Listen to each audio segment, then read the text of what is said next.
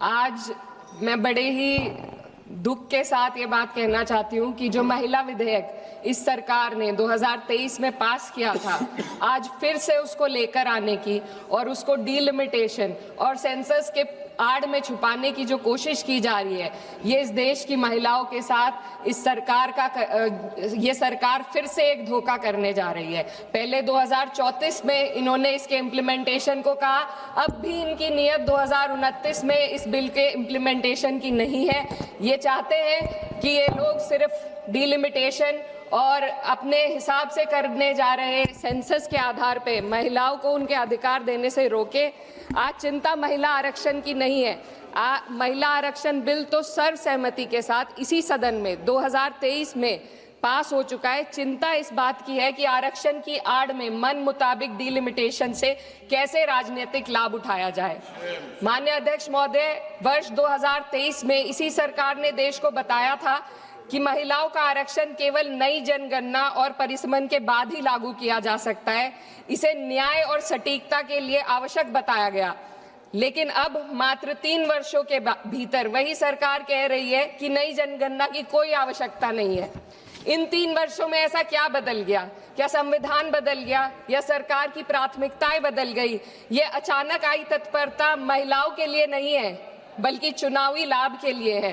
पश्चिम बंगाल और तमिलनाडु जैसे राज्यों में चुनावी प्रक्रिया चल रही है, इसीलिए सरकार का यह बदलाव किसी ठोस बुनियाद पर आधारित नहीं, बल्कि शॉर्ट टर्म पॉलिटिकल माइलेज पर आधारित है। पहले कहा गया कि अपडेटेड आंकड़ों के बिना प्रतिनिधित्व अन्यायपूर्ण होगा, और आज उसी सिद्धांत को नजरअंदाज किया जा रहा है। ये और कुछ नहीं, सिर्फ और सिर्फ पॉलिटिकल अपॉर्चुनिज्म है।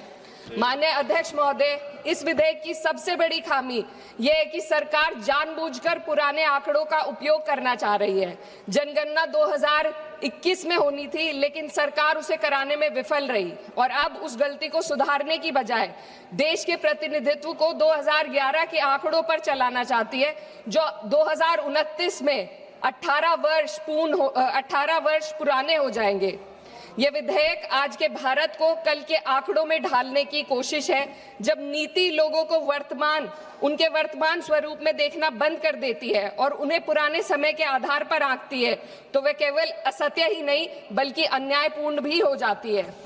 माननीय अध्यक्ष महोदय, हमारा संविधान एक स्पष्ट ढांचा प्रदान करता है।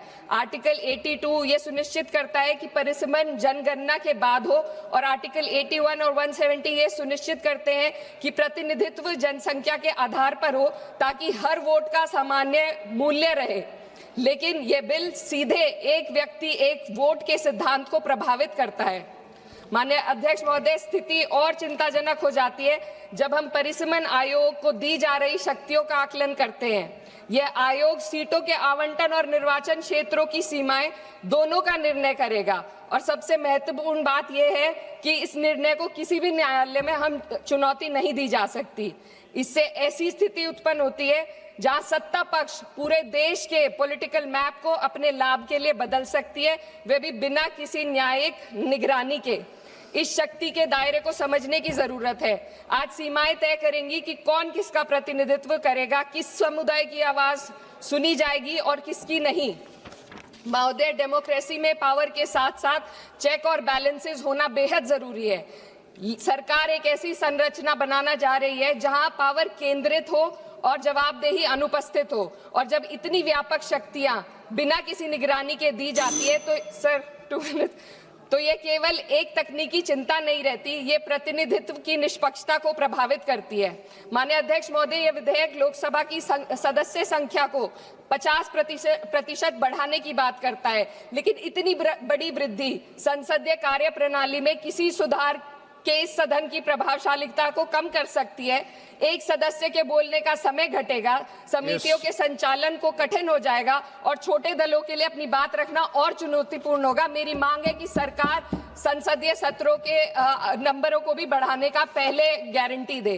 अध्यक्ष महोदय, मैं बहुत जरूरी बात रखना चाहती हूँ, 2 मिनट दीजिए। महिलाएं कोई होमोजेनियस ग्रुप नहीं है, ये एक समान एक रूप समूह नहीं है। उनकी वास्तविकताएं जात, वर्ग और सामाजिक पृष्ठभूमि से निर्धारित होती हैं।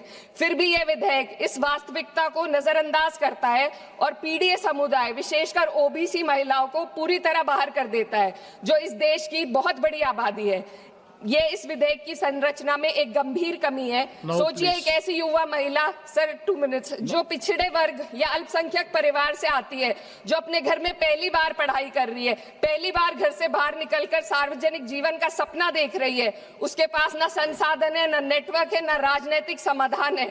बिना उपकोटे के वह इस व्यवस्था में कैसे पार्टिसिपेट करेगी जहां पहले से ही असमानताएं मौजूद है। ओबीसी उपकोटे के बिना इस आरक्षण का लाभ पहले से ही सुविधा संपन्न वर्ग तक ही सीमित रहेगा। वंचित समुदाय की महिलाओं को एक बार फिर हाशिए पर धकेल दिया जाएगा। अध्यक्ष महोदय, नेताजी स्वर्गीय मुलायम सिंह यादव जी ने हमेशा स्पष्ट रूप से कहा कि सामाजिक न्याय के बिना, ओबीसी कोटे के बिना महिला आरक्षण का लाभ सिर्फ एक सीमित दायरे तक रह जाएगा। मेरी इसी के साथ साथ कुछ मांगे हैं जो मैं इस सदन में रखना चाहती हूँ।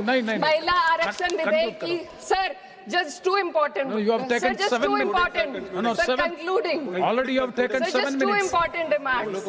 No, not you sir, conclude just करो. too important demands. You conclude करो ना. डिलिमिटेशन और जनगणना के आंकड़ों को महिला आरक्षण विधेयक के साथ कोई संबंध नहीं है। यदि सरकार महिलाओं के आरक्षण को जनसंख्या के आंकड़ों से जोड़ने पर तुली है, तो आधी आबादी जिसे कहते हैं महिलाओं को उनकी जनसंख्या हिस्सेदारी के साथ 48 से 39% आरक्षण देने का काम करे। महिला विधेयक को डिलिमिटेशन और सेंसस से डीलिंक करके 29 में लागू किया जाए। ओबीसी महिलाओं को आरक्षण दिया जाए। देश की रिलीजियस माइनॉरिटीज की महिलाओं को भी एक कोटा इसमें दिया जाना चाहिए और गरीब वर्ग की महिलाओं के लिए राज्य द्वारा चुनावी खर्च का प्रबंध किया जाए।